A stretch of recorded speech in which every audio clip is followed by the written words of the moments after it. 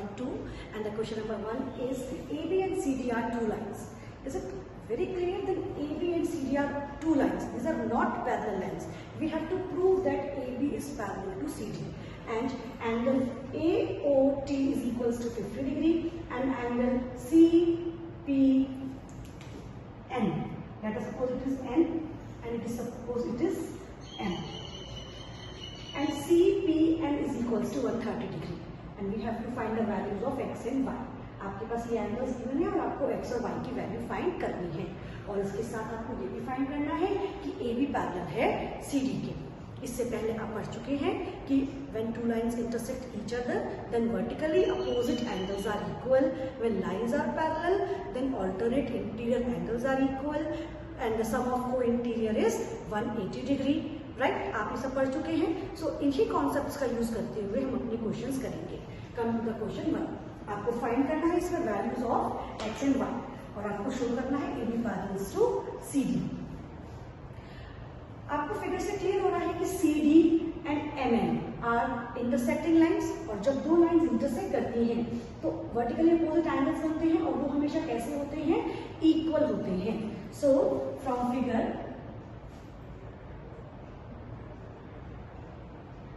it is clear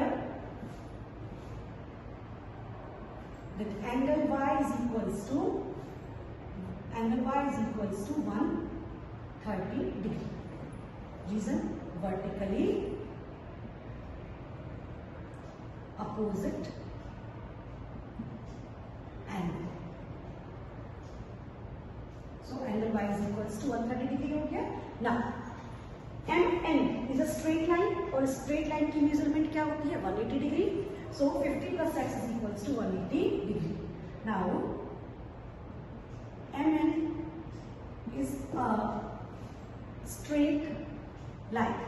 There implies 50 plus x is equals to 180 degree. Reason, linear pair. There implies x is equals to 180 minus 50, x is equals to 130 degree. तो आपके पास x की value आ गई 130 और y की value भी आपके पास कितनी है? 130. सो x is equal to 130. x की वैल्यू आपके पास कितनी है? 130, और y की वैल्यू आपके पास कितनी आ गई? 130 degree. Now x is equals to 130 and y is equals to 130. Both values are equal, but these are alternate interior angles, and we know that when alternate interior angles are equal, lines are parallel. जब alternate interior angle equal होते हैं, इसका converse है, when lines are parallel then alternate interior angles are equal, and when alternate interior angles are equal then lines are parallel. So here x is equal to 130 and y is equals to 130, but and here angle x is equals to angle y is equals to 130. So what should you write? But these are alternate,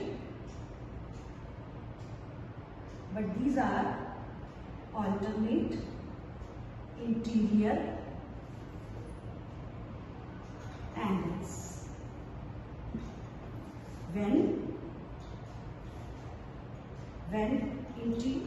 alternate interior angles are equal, then lines must be parallel. Here implies AB is parallel to CD. Hence proved. तो आपको समझ में आ गया होगा कि कैसे हमने x और y की वैल्यूज फाइंड की और किस तरह हमने प्रूफ किया कि AB CD के पैरेलल है। बेटा हमेशा याद रखिए कि जब लाइंस पैरेलल होंगी तो ऑल्टरनेट इंटीरियर एंगल्स इक्वल होंगे, और अगर ऑल्टरनेट इंटीरियर एंगल्स इक्वल होंगे तो लाइंस कैसे होंगी? Parallel. Right? Up to question number 2. In question number 2, A, B, C, D and E, F are three straight lines, and it is given that these lines are parallel. AB is parallel to CD and CD is parallel to EF. All the lines are parallel. ये show करता है कि तीनों lines कैसी है, parallel, A B C D के parallel है, C D E F के पैरेलल है। इसका मतलब ये तीनों लाइंस कैसी हो गई बेटा, पैरेलल। और आपको ये गिवन है y ratio z is equals to 3 ratio 7। और आप जानते हैं कि जब भी हमें कोई रेशियो में क्वांटिटी गिवन होती है, रेशियो में वैल्यू गिवन होती है, तो उसको हम x में सपोज कर लेते हैं। So let us suppose y is equals to 3x and z is equals to 7x। तो पहले हम समझते हैं हम कैसे करेंगे इस क्वेश्चन को। अब देखिए, आपके पास सी डी ई एफ के पैरेलल है। If this angle is 7x, then angle C I J, angle C I J, C I J भी किसके इक्वल हो जाएगा, 7x के इक्वल हो जाएगा। Reason, alternate interior angles. आप जानते हैं कि जब लाइंस पैरेलल होती हैं तो ऑल्टरनेट इंटीरियर एंगल्स कैसे होते हैं, इक्वल होते हैं। If it is 7x then it is also 7x। Now G K is a straight line, और स्ट्रेट लाइन पर जितने भी एंगल्स बनते हैं उनका सम कितना होता है, 180 degree. So that 3x plus 7x is equals to 180 degree, then 10x is equals to 180 degree. तो इससे हम x की वैल्यू फाइंड कर लेंगे। चलिए इसे लिख, अब से करते हैं क्वेश्चन को solution.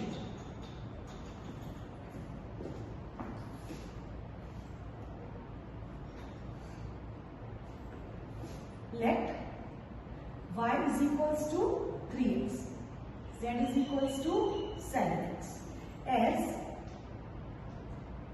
CD is parallel to EF. It is given, हमें given है ये। As CD is parallel to EF, there implies angle CIJ is equals to angle IJF. Vertical alternate interior angles. Angle CIJ is equals to IJF. तो IJF already कितना है, 7x। तो CIJ भी कितना हो गया, एंगल CIJ की value हो गई 7x। तो एंगल CIJ की वैल्यू हो गई 7x। Now GK is a straight line. There implies 3x plus 7x is equals to 180 degree. GK is a straight line. There implies 3x plus 7x is equals to 180 degree. There implies 10x is equals to 180 degree and x is equals to 18. x की value find करनी थी, तो x की value आपके पास आ गई 18। आपको clear हो गया क्वेश्चन कि कैसे हमने x की वैल्यू फाइंड की। पहले हमने बताया कि ऑल्टरनेट लाइंस पैरेलल हैं तो ऑल्टरनेट एंगल्स इक्वल होंगे। फिर ये एक स्ट्रेट लाइन है और स्ट्रेट लाइन पर जो बनने वाले एंगल्स होते हैं उनका सम कितना होता है, उनका सम होता है 180 degree. So 7x plus 3x, 10x is equals to 180 degree. Come to the question number 3. In question number 3 it is given AB is parallel to CD. AB और CD कैसी लाइंस हैं, parallel. EF is perpendicular to CD. EF is perpendicular to CD. That means FED is equals to 90 degree and also FEC is also 90 degree. Perpendicular का मतलब होता है 90 degree बेटा, तो FED भी 90 डिग्री हो जाएगा और FEC भी 90 डिग्री हो जाएगा। और आपको क्या गिवन है, angle GED, angle GED is equals to 126 degree. ये पूरा एंगल कितना है, it is 126 degree. What you have to find, you have to find angle AGE। AGE, this is the AGE।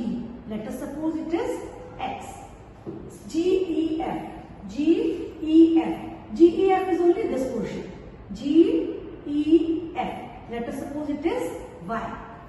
FGE, it is O, let us suppose it is Z. बेटा X, Y, Z मानने से हमारे जो लिखने का तरीका है वो थोड़ा इजी हो जाता है। अब हमें बार बार AGE, GEF और FGE नहीं लिखना पड़ेगा, हम इसके प्लेस में खाली X लिख सकते हैं। GEF के प्लेस पे केवल हम Y लिख सकते हैं, FGE के प्लेस पे हम केवल Z लिख सकते हैं। तो हम क्वेश्चन स्टार्ट करते हैं। आपको सबसे पहले आप देख रहे हैं कि Y की वैल्यू निकालना तो बहुत ईजी है। कैसे, क्योंकि यहाँ से लेके यहाँ तक आना कितना है 126 degree and it is 126 degree में से 90 डिग्री माइनस कर देंगे तो आपके पास क्या आ जाएगा, y की वैल्यू आ जाएगी। चलिए लिख कर रखते हैं इसको। फ्रॉम द फिगर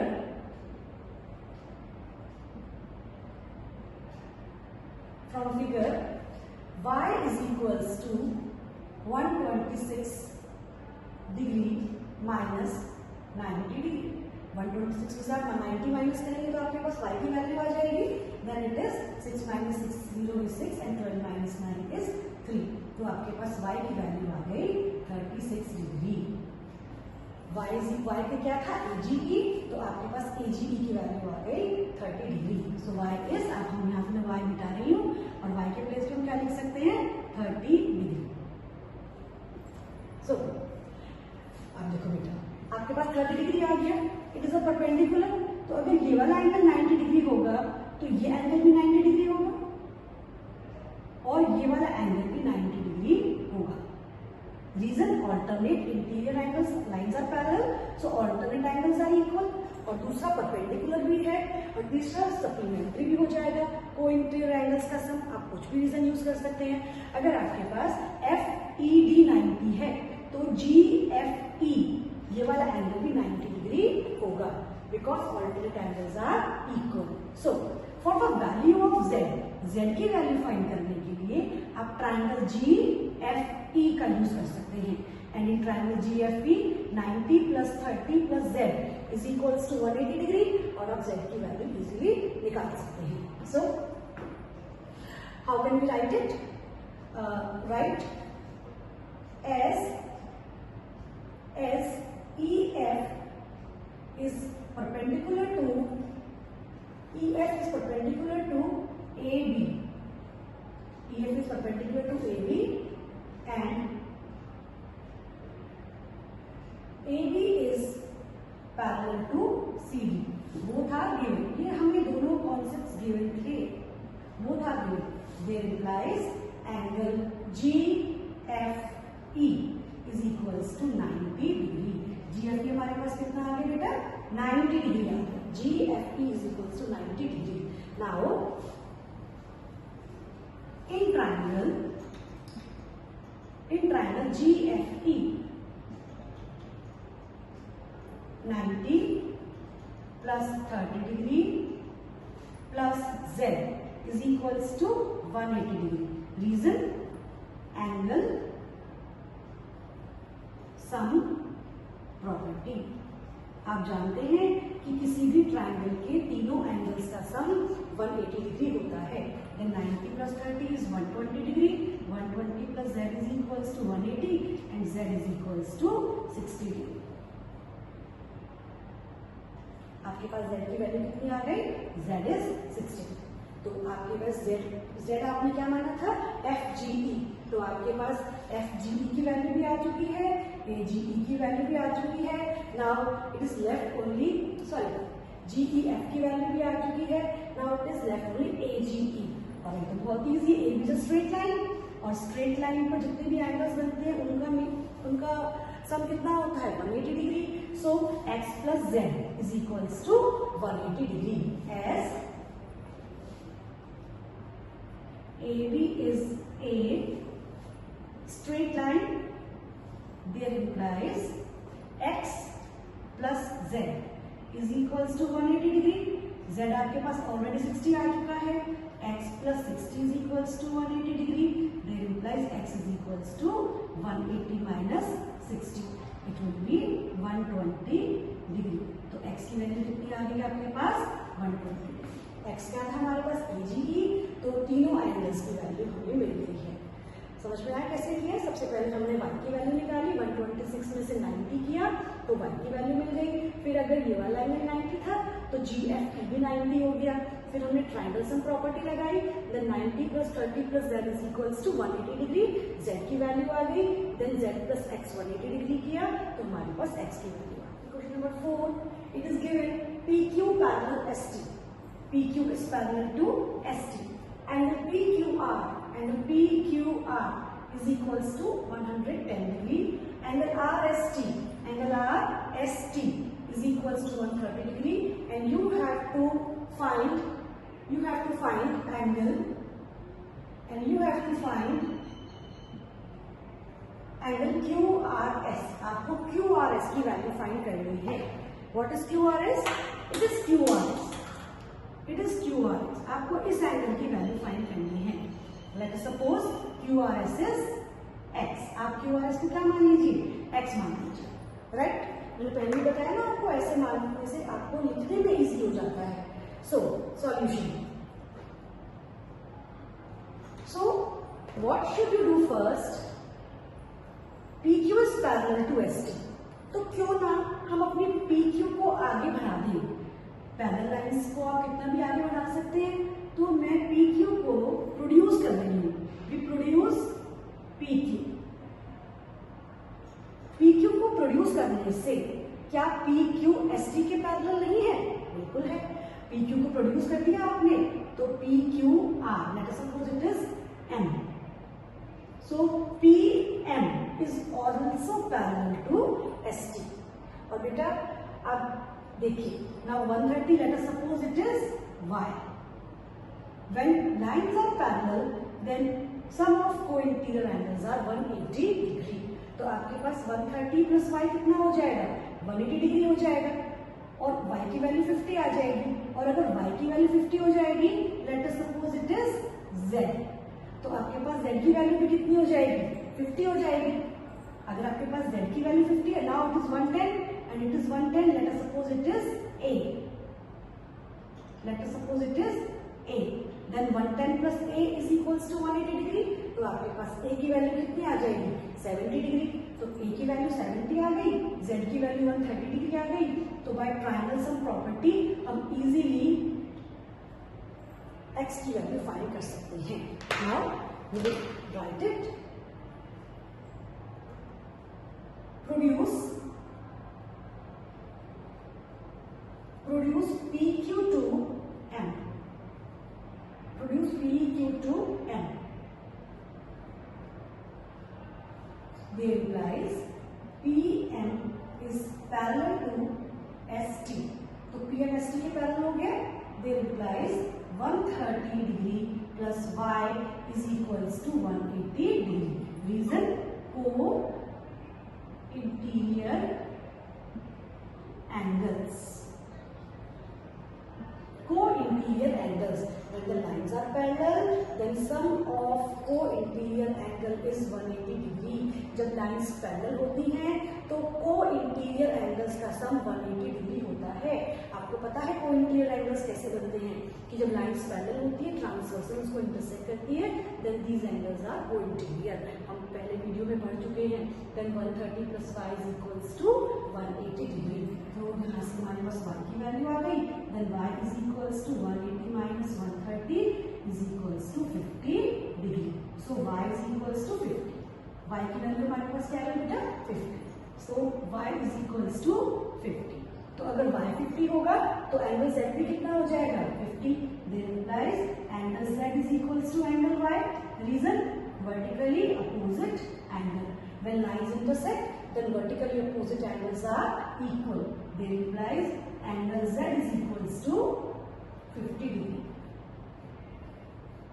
तो हमारे पास z की वैल्यू क्या आ गई? z की वैल्यू आ गई. Now a 110 plus a. Now PM is a straight line ना? As PM is a straight line. PM straight line में there implies 110 plus a is equals to 180 degree linear pair. So a is equals to 70 degree. a की value आपके पास क्या आ गई? 70 degree. अब आप triangle QNR. अब आप ट्राइंगल QN में क्या लगा सकते हैं?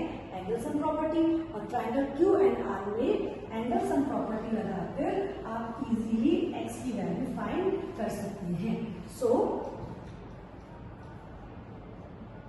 इन triangle QNR, in triangle QNR, A plus Z plus X is equals to 180 degree. Angle sum property. A की वैल्यू कितनी आ चुकी है आपके पास? 70 डिग्री.